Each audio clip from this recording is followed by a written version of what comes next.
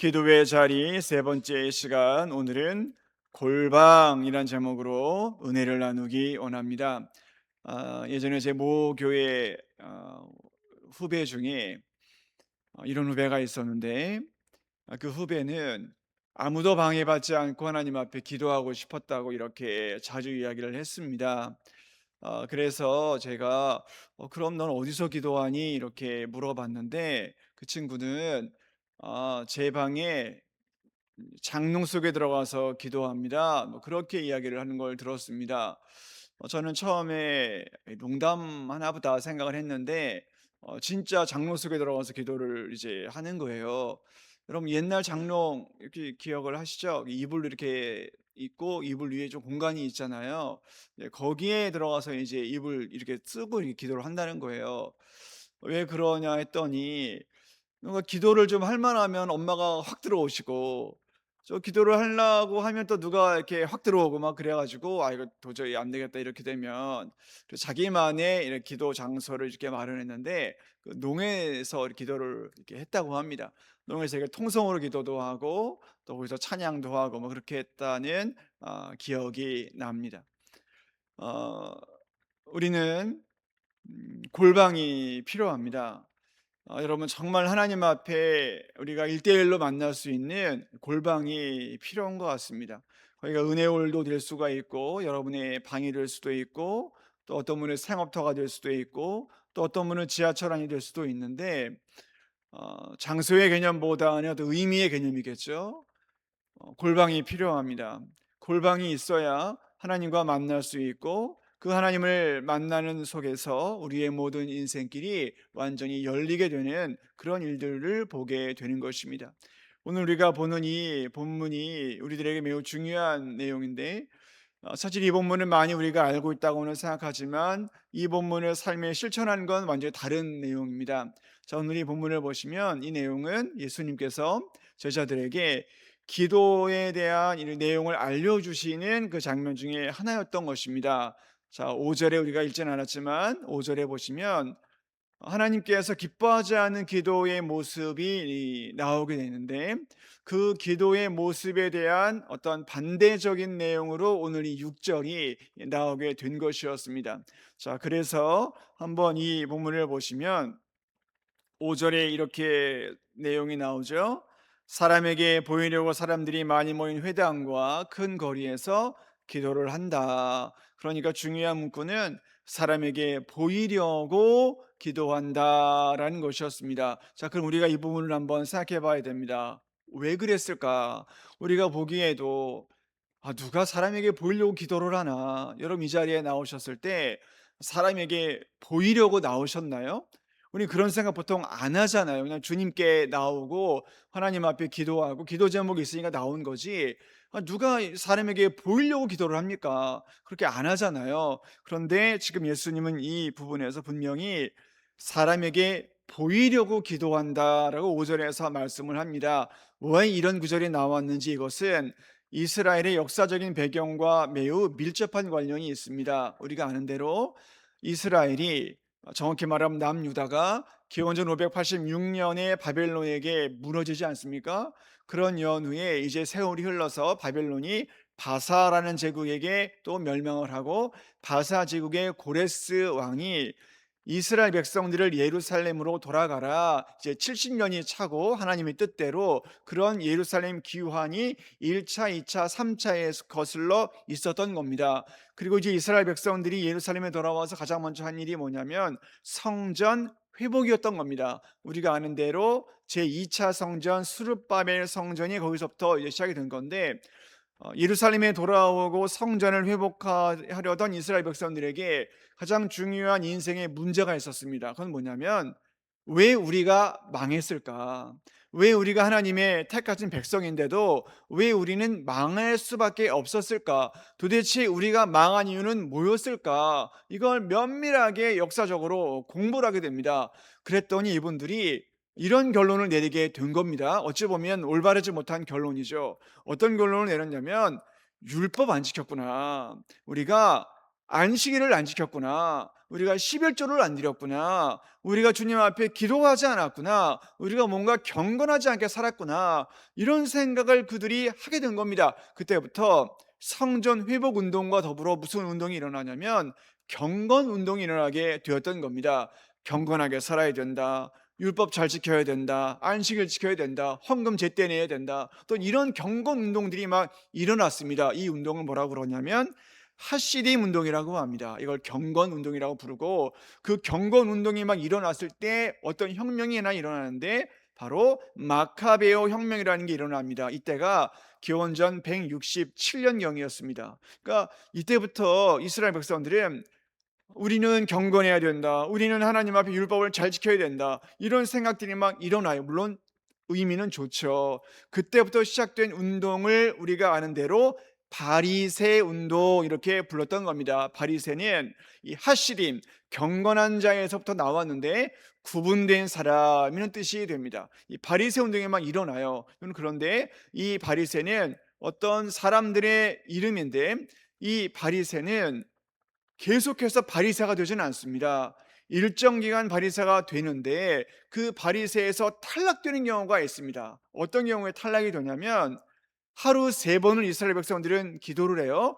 9시, 3시, 5시에 기도를 하게 됩니다. 이 9시, 정오, 3시에 기도를 하게 되는데, 이 기도를 하는데 일반적인 이스라엘 백성들은 생업이 있으니까 한 10분 동안만 기도합니다. 그런데 이 바리새인들은 1시간을 기도했어야 됩니다. 이게 기준이에요, 나름대로. 그리고 기도를 했어야 되고 11조는 물론 잘 내야 되고 매주마다 11조를 냈어야 되고 뭔가 봉사를 해야 되고 뭔가 이렇게 헌신하는 정도가 좀 남달랐던 것 같아요. 그렇게 해야 바리새인에서 떨어지지 않아요. 예수님께서 성육신했을 때 바리새인들이 약 6천 명이 있었다고 합니다. 오늘 5절에 예수님이 그들이 자기들의 상을 이미 받았다 했던 게 바로 그런 의미가 되는 겁니다. 바리새인에서 떨어지지 않았다는 거예요. 그래서 사람들이 칭찬을 합니다. 맞아, 저 바리새인들 때문에 우리가 사는 거야. 저 바리새인들이 기도하기 때문에 우리가 사는 거지. 저 바리새인들이 기도하는 것 때문에 우리가 살기 때문에 저 바리새인들에게 우리가 기도 부탁을 해야지, 이런 생각을 하고 있었던 겁니다. 그러니까 이스라엘 백성들은 바리새인들에게 뭔가 영적으로 빚진 것처럼 샀다는 거예요. 그러니까 바리새인들이 당당할 수 있었던 겁니다. 이 상황 속에 오늘 이 본문을 우리가 주목해 봐야 되는 겁니다. 자, 이 본문을 한번 보십시오. 그런데 오늘 이 본문에서 예수님은 이렇게 말하는 거예요. 그 배경 속에 원문으로 제가 다시 한번 지적해 드리면, 너는 기도할 때 골방에 들어가 문을 닫고 보이지 않는 내 아버지께 기도하라. 그리하면 숨은 일도 보시는 아버지께서 다 들어주실 것이다. 이런 말씀을 합니다. 이것은 이 당시에 종교적인 어떤 상식으로는 이건 말도 안 되는 겁니다. 아니, 왜 문 닫고 기도해? 그럼 사람들이 어떻게 알아요? 문을 닫고 기도하면 사람들이 못 보잖아요. 그럼 나는 바리새인에서 탈락된다니까요. 시장 어귀나 회당이나 시장 사람들이 많은 데 가서 막 기도를 해야 돼요. 그래야 사람들이 봐준다니까요. 그래야 내가 바리새인에서 탈락이 안 됩니다. 그런데 지금 본문에서 예수님은 그렇게 하지 말라는 거예요. 너희들은, 즉 주님의 제자들은 문을 닫고 은밀한 곳에서 은밀한 중에 모시는 주님께 기도하라는 겁니다. 그러면 갚아주신다, 이런 말씀을 하는 겁니다. 자, 그러면 이 말씀을 이걸 어떻게 받아들여야 될까요? 오직 하나님만 바라보고 기도하라는 거 아닙니까? 여러분, 이게 쉬운 것 같지만 이게 쉬운 게 아니거든요. 이게 왜 쉽지 않냐면 이런 겁니다. 영성신학자들은 기도를 2가지로 해석을 합니다. 첫 번째 기도는 뭐냐면 존재를 위한 기도입니다. 존재를 위한 기도. 두 번째 기도는 뭐냐면 실용적인 기도입니다. 우리는 이 존재를 위한 기도와 실용적인 기도가 서로 조화를 이루어야 되거든요. 둘 다 중요해요. 예를 들어서 우리는 실용적인 기도를 많이 하죠. 주님, 제가 결핍됐습니다. 이 부분을 채워주십시오. 주님, 제가 건강을 잃었습니다. 이 부분을 회복시켜 주십시오. 주님, 제가 물질이 없습니다. 물질을 채워주십시오. 일용할 양식을 주십시오. 이런 결핍을 위한 기도를 하거든요. 물론 중요하죠. 이것이 바로 실용적인 기도입니다. 그런데 많은 신학자들이나 선교학자들이 한국 교회가 영적인 타락을 점점점 하고 있는 이유는 뭐냐면 존재적인 기도는 하지 않고 이 실용적인 기도가 너무 많다는 겁니다. 그러니까 약 1대 9 정도로 존재의 기도는 하지 않고 늘 실용적인 기도가 압도적으로 많다는 겁니다. 그러니까 존재의 기도가 점점 사라져가고 있다는 겁니다. 여러분, 이 존재론적인 기도는 뭐냐면, 주님 감사합니다. 주님, 제가 하나님의 자녀입니다. 감사합니다. 제가 주님의 자녀로 삽니다. 감사합니다. 비록 제가 여러 가지 결핍된 것도 많고 죄도 많고 여러 가지 부족한 건 많지만 제가 주님의 십자가의 은혜로 제가 삽니다. 제가 양자의 영을 받아 주님 앞에 이렇게 기도할 수 있으니 너무나 감사합니다. 여러분, 이건 하나님과 나만이 할 수 있는 기도라고요. 이것이 바로 문을 닫고 기도하는 은밀한 기도, 오늘 이 본문에 골방 기도라고 부르게 되는 것입니다. 자, 사랑하는 성도 여러분, 우리에게 이런 기도가 필요하다는 거예요. 나를 발견할 필요가 있다는 겁니다. 왜냐하면 나를 발견하지 않는 사람들이 어떻게 나의 결핍을 압니까? 내가 뭘 원하는지도 모르는데 무슨 기도를 할 수가 있다는 말입니까? 우리가 이 부분을 찾아봐야 되는데, 열왕기상 6장 1절 이하를 보면 솔로몬이요, 그 유명한 성전을 짓기 시작합니다. 이것이 첫 번째 성전, 솔로몬 성전이죠. 이 솔로몬 성전을 짓는데, 자, 여러분, 제가 퀴즈를 하나 낼게요. 성전을 여러분 짓습니다. 성전을 지을 때 가장 중요하게 생각되는 공간이 뭐였을까요? 성전을 지을 때 가장 중요하게 생각되는 공간은 뭐였을까요? 성소와 지성소였겠죠. 그렇죠? 성소와 지성소였을 거예요. 이거 우리가 누구나 다 공감을 하죠. 그런데 열왕기상 6장 5절은 좀 다르게 말합니다. 자, 열왕기상 6장 5절 말씀을 스크린을 통해 한번 읽어보기를 원합니다. 우리 같이 한번 스크린을 보면서 읽습니다. 자, 시작.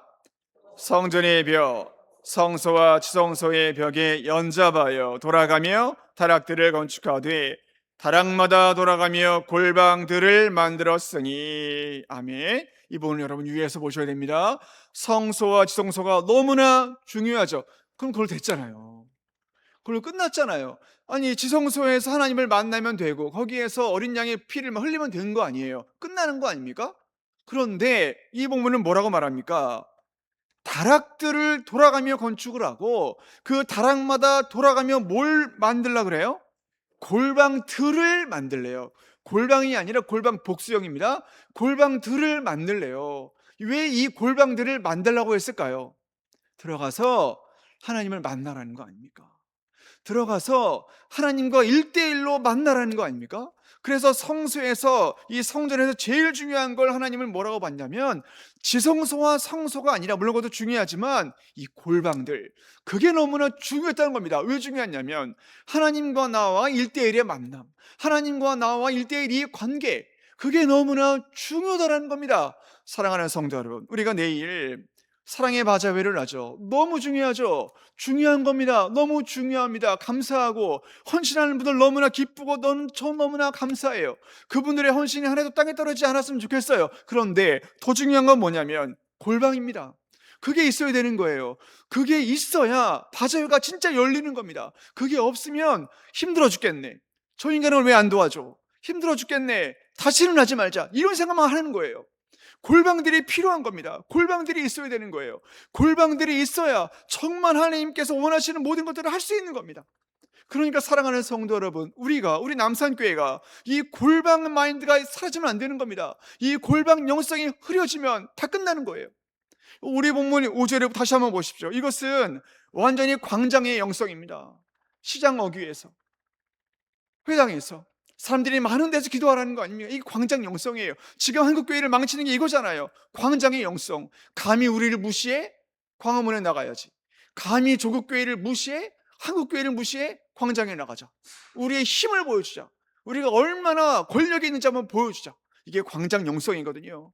이것 때문에 지금 조국교회가 망한 거 아닙니까? 광장에 가서 우리 힘을 한번 보여주자고 막 위세를 떨치고 골방 영성은 사라지고 광장 영성만 남아있는 거 아닙니까?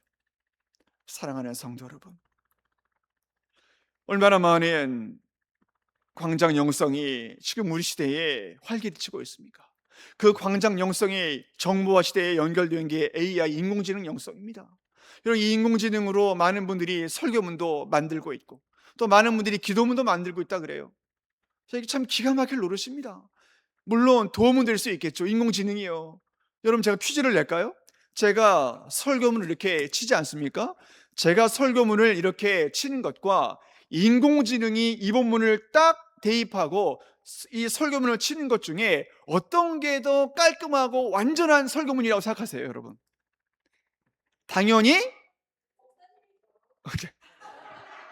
깨어있는 영혼이에요. 인공지능이래요. 인공지능이에요. 왜 그런지 아세요? 정확하게 인공지능은 사람들이 뭘 원하는지 안돼요. 참 놀랍지 않습니까? 정확하게 사람들이 뭘 원하는지 안다는 거예요. 그런데 뭐가 없습니까? 인공지능은요, 눈물이 없죠. 하나님 앞에 엎드림이 없죠. 이 본문 앞에 철저히 깨어짐이 없죠. 이 본문 앞에 주님 앞에 눈물로 간구하는 게 없는 거예요. 그것이 인공지능입니다. 그런데 많은 신령들이 그 인공지능에 빠져 있다는 거예요. 그게 오늘 5절의 영성이라는 거예요. 골방 영성이 아니라는 겁니다. 오직 사람들이 좋아하는 것, 사람들이 기뻐하는 것, 이런 영성에만 빠져 있다는 겁니다. 여러분, 제가 오늘 2시 40분에 새벽에 깼어요. 제가 왜 그런지 모르는데 깼습니다. 깼는데 숨이 안 쉬어지는 거예요. 숨이 이게 잘 쉬어져야 되잖아요. 그러니까 깊은 숨이 이렇게 잘 쉬어져야 되잖아요. 근데 이게 깊은 숨이 안 쉬고 참 이렇게 헥헥거리면 헥헥거리는 거예요, 그냥. 깊은 숨이 안 쉬어지고. 그러니까 잠이 잘 안 오더라고요. 왜 이렇게 안 올까, 잠이. 뭔가 이렇게 영적으로 답답한 거 있잖아요. 여러분, 그런 거 느껴보신 적 있어요? 뭔가 이렇게 영적으로 답답한 거예요. 그 답답한 게 주님 뭘까요? 도대체 왜 이렇게 답답할까요? 그 이유가 교회를 생각하니까 너무 답답한 거예요. 교회를 생각하니까. 이 교회를 생각하니, 물론 남산교회도 되지만 우리 한국교회를 생각하니까 너무 영적으로 막 답답한 거예요. 주님, 너무 답답합니다. 도대체 어떻게 이걸 해결할 수가 있는 겁니까? 도무지 제가 이걸 해결할 길이 없습니다. 뭔가 이렇게, 우리 남산교회도 마찬가지고, 뭔가 이렇게 영적인 유대감이 있어야 되고, 뭔가 영적으로 같이 눈물을 흘릴 줄 알아야 되고, 뭔가 영적으로 같이 기도할 줄 알아야 되고, 뭔가 이런 게 정말 필요한데 그런 생각은 없고, 뭔가 자꾸만 엉뚱한 거, 뭔가 이렇게 원치 않는 거, 하나님이 기뻐하지 않는 거, 뭔가 여기에만 잠깐 포커스를 맞추는 어떤 이런 부분, 여러분 제 말이 뭔지 이해하시겠어요?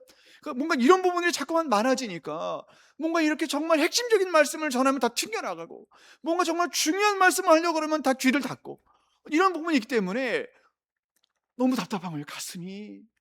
그때부터 제가 깨어있는 겁니다, 여러분. 얼마나 졸리겠어요. 그런데도 이상하죠? 잠이 안 와요. 잠이. 사랑하는 성도 여러분, 교회를 위해 기도할 수 있는 사람들이 필요합니다. 정말 교회를 위해서 필요할 수 있는 영혼들이 필요합니다. 하나님 앞에 골방에 들어가서 하나님의 나라를 위해 기도할 수 있는 사람들이 필요한 것 같아요. 정말 이 때가 너무나 위중한 때인 것 같아요. 그런 사람들이 없다는 거예요. 그런 사람이. 저는 워낙에 우리가 진정으로 그런 사람들이 있기를 원합니다. 제가 정말 좋아하는 사도행전 12장 1절 이하를 참조하면 헤롯 아그리빠가요, 요한의 형제 야고보를 칼로 죽입니다. 큰 야고보라고도 하죠. 이 야고보를 칼로 죽인 다음에 유대인들이 막 좋아하니까 이 헤롯 아그리빠가 누구를 또 잡으려고 그럽니까? 베드로를 잡아 넣죠. 죽이려고 했습니다. 그런데 베드로를 하나님이 살려주시죠. 천사를 보내셔가지고 감옥에서 나오게 하잖아요. 그런 다음에 베드로가 어디를 갔습니까? 마가의 집에 가죠. 이 마가 요한의 집에 갑니다. 정확히 말하면 마가 요한 어머니의 집에 가죠. 갔더니 뭐 하고 있습니까? 사람들이 문을 닫아놓고 기도를 하고 있네요.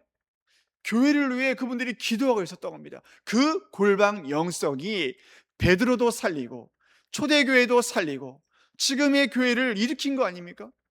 여러분, 우리들에게 이러한 골방 기도의 영성이 회복될 수 있기를 원합니다. 광장의 영성이 아니라 골방 기도의 영성이 살아나야 됩니다. 그게 교회를 살리는 겁니다. 특별히 우리 남산교회에는 이런 골방 영성이 살아나야 되는 겁니다. 이 골방 영성이 우리 가운데 살아 숨쉬어야 되는 겁니다. 그러면 주님께서 우리 교회에 사용하실 겁니다. 여러분, 원하기는 우리 남산교회에 하나님의 영이 함께 하셔서 이 골방 영성이 회복되어 가지고 뭔가를 하는 것도 중요하지만 그 뭔가를 왜 하느냐, 도대체 우리가 왜 바자회를 하고 왜 대신자 전도를 하고 왜 우리가 예배를 드리느냐, 이 이유를 발견해야 진짜를 만날 거 아닙니까? 원하기는 우리에게 이 골방 영성이 회복돼서 하나님이 기뻐하시는 그런 역사하심이 우리 가운데 풍성할 수 있게 되기를 주의 이름으로 간절히 축원합니다. 아멘. 기도